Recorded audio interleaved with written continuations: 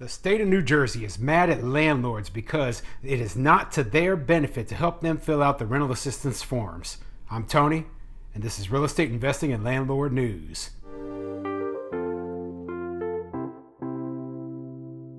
All right, so I have an interesting article for you today, and it's coming out of New Jersey. Now, as you know, most states, they have rental assistance programs that were set up for the people who suffered through the pandemic and weren't able to pay their full rent. And New Jersey is one of those states, okay? So the thing is, though, there are a lot of reasons why landlords, they don't want to, deal with the rental assistance programs. They don't want to apply for it. They just want those tenants out.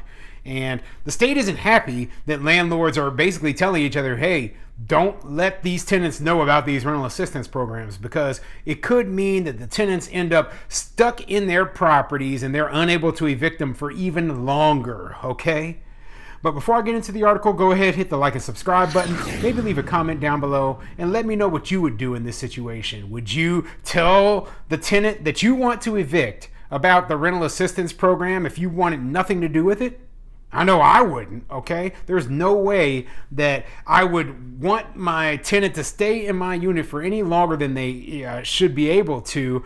If I want to get rid of them, I should be able to get rid of them. That's the truth. Now, I don't know what's going on in New Jersey. We know it's a very tenant-friendly, anti-landlord place. We know that the state eviction moratorium, I believe that is one of the few states where the state eviction moratorium is still going on.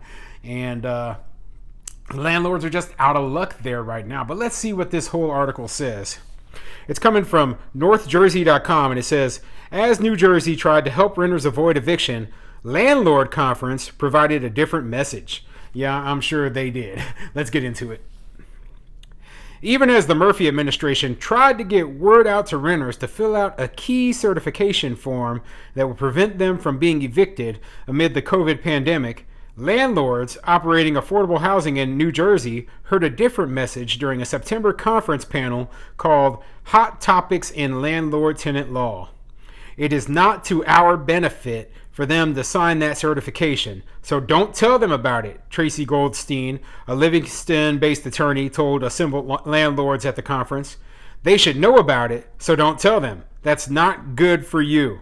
Yeah, it is. It's dependent upon the tenant. They're adults. They can figure this stuff out on their own, okay?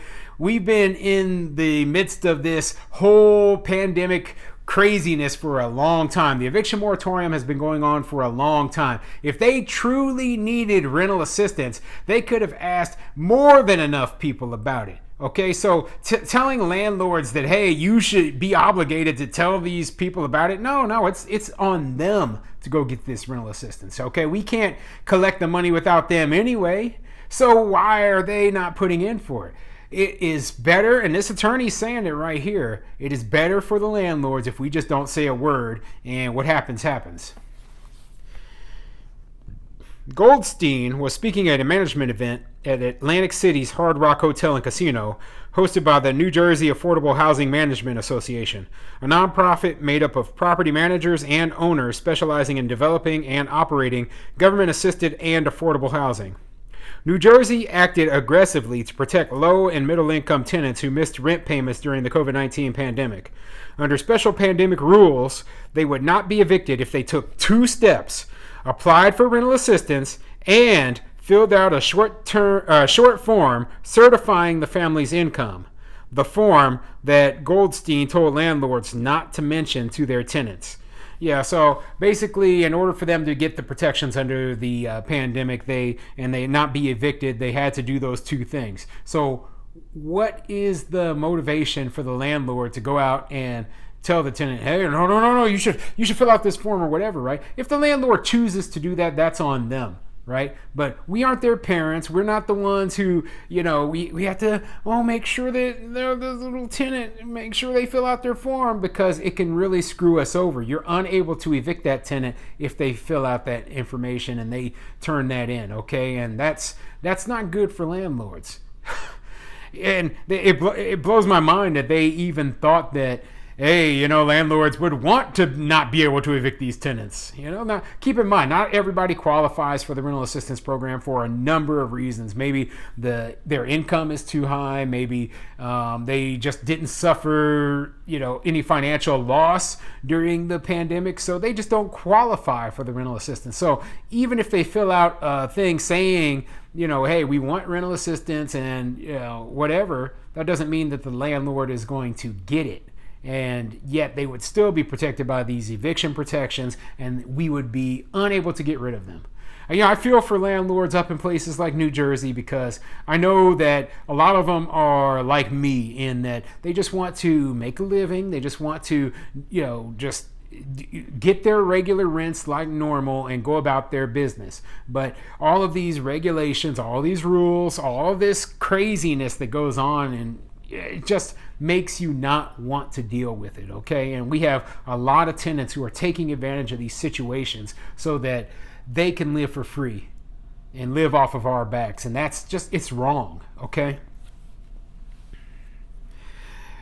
During the roughly hour-long September panel, Goldstein also mentioned a change in the law that keeps eviction cases involving non-payment of rent confidential from March 9th, 2020 to August 2021, and that prevents landlords from considering eviction actions taken during that period when screening for new tenants. None of us want a tenant, right, who didn't pay their rent during COVID, Goldstein said. But the law now precludes you from considering that when evaluating their candidacy as a tenant. The goal in this law was to protect tenants who were negatively impacted by COVID. The problem is, all of these tenants are claiming that they were negatively impacted, and they're not paying their rent and taking advantage of the law. Yeah, and for all those people who were taking advantage of the law, would you want to not even know that they were evicted during this time? I mean, that's crazy. Okay, you're not giving the landlord all of the information that they need in order to make the best decision on the tenants who are moving into their property. So what ends up happening is these, lazy tenants who weren't paying rent, didn't even try to pay rent during the entire pandemic, maybe left the landlord 18 months in rent debt. Now they're going over, they're finding a new place to live, and guess what? The new landlord can't screen and say, oh, well, look, this person didn't pay any rent for 18 months. Maybe I don't want to rent to this person because they showed no maturity. They didn't apply for rental assistance. They didn't try to work a deal out with their landlord. They just left, thousands and thousands of dollars in debt and screwed over their landlord completely. And they would do the exact same thing to me. That's why being able to look at eviction records, being able to look at credit history, etc., is so important when you're doing your tenant screening, because whatever they did to their previous landlord, there's a very good chance that it could happen to you as well. That's why I don't rent to people who have evictions on their records. That's why I don't rent to people who have huge amounts of collections on their records, okay? Credit score itself isn't as important. If a person has a few late payments back in the past, but they're up to date on everything now. If a person had debt in the past that got out of hand, but they were able to work out a payment arrangement, those are things that I can work with. But a person who has left their prior landlord thousands of dollars in debt and they just walked away like it was nothing, well, I can't deal with that, okay? I don't want that in my unit. It's craziness, the kind of things that go on in places like New Jersey. Goldstein's comments were deeply disturbing, said Stacy Berger, executive director of the Housing and Community Development Network of New Jersey, a statewide association of nonprofit landlords and community development groups. It comes across so flippant and inhumane to watch someone say, we don't want people who are impacted by COVID to be our tenants. No, that's not what they're saying at all. They're saying that we have to take financial risks, right? We're not a nonprofit. We don't get our money from the government like you do with your nonprofit units, okay? Get all your government subsidized garbage. Okay, we have to deal with actually trying to make a profit, trying to pay the people who are our investors, trying to pay all of our mortgages and bills, etc. And we can't deal with a bunch of tenants taking advantage of us. That is the truth.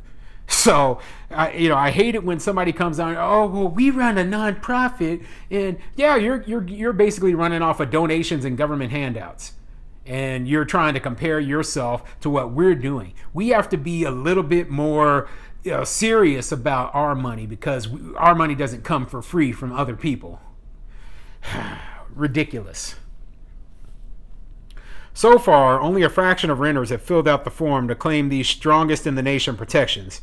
As of November 18th, the courts had dismissed close to 3,000 cases after renters turned in forms, despite facing a backlog of nearly 55,000 pending eviction cases.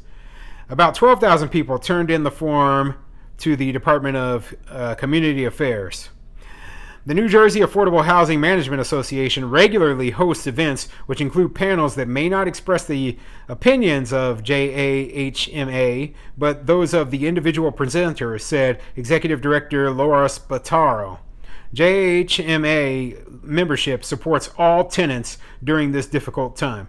Yeah, and believe me, if a tenant was actually, doing the right thing, trying to work with a landlord, letting them know what was happening, 9 times out of 10, the landlord is going to work with that tenant if they, truly did lose income during the pandemic, okay? These aren't the people I'm talking about. These aren't the people I am frustrated with. I'm frustrated with these tenants who are taking advantage of the situation, and they are protected by this set of rules and laws that, it's an overreach. It's a government overreach, and they don't seem to realize just how many bad tenants there are. They don't understand human nature and how people will take advantage of a situation in order to get something for free.